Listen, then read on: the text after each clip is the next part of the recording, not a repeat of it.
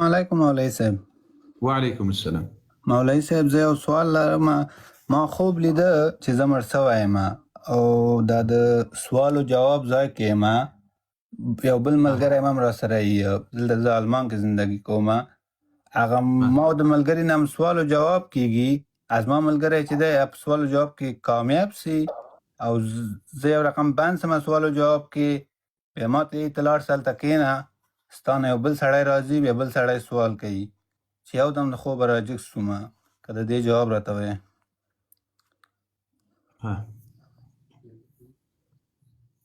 په کوم ځای کې یې؟ آلمان کې زندګي کوم، جرمني کې. آلمان کې. په قبر کې کومې پوښتنې کېږي؟ ملایکې کومې پوښتنې کوي؟ زه قبر ته بیخي قبر ته نه وم تللی. زه یو دم داسې یو ځای ته لاړ سمه، وشتوکان هم راسره یي، وشتوکان هم یي. زه ویښ یم، د زړه سره په ویښه کې له تا نه پوښتنه کومه. قبر څو سوالونه دي؟ کوم کوم سوالونه الله جل وعلا په قبر کې له بنده نه کوي د ملایکو په واسطه باندې؟ درې سواله کوي. کوم کوم؟ دین او پیغمبر او کتابونه. دین او پیغمبر او کتابونه.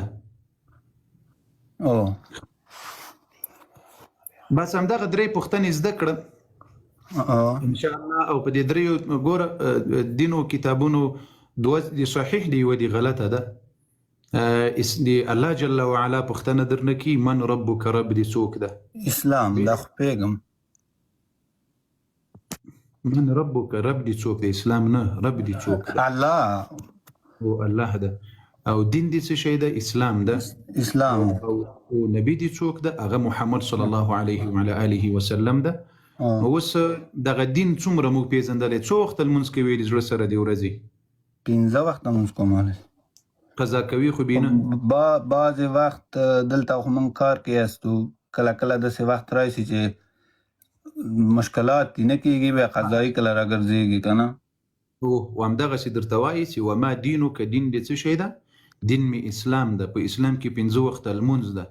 نو چې کله دې دا 15 وخته لمونځ وکړل، بیا به په قبر کې د دې سوال جواب هم ورکړې. که دې نه کول، بیا د دې سوال جواب هم نسي ورکولی. ښه، نو دغه د قبر سوالونو کې فکر وکړه. دا داسې هوایي خبرې نه دي بس فقط ووایې چې رب دې څوک ده؟ الله ده. دین دې څه شی ده؟ اسلام ده. نبی دې څوک ده؟ محمد. دومره اسانه نه ده د زړه سره. الله به پیژني من ربک.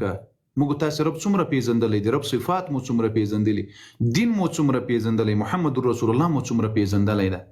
دا که ته اوس په خوله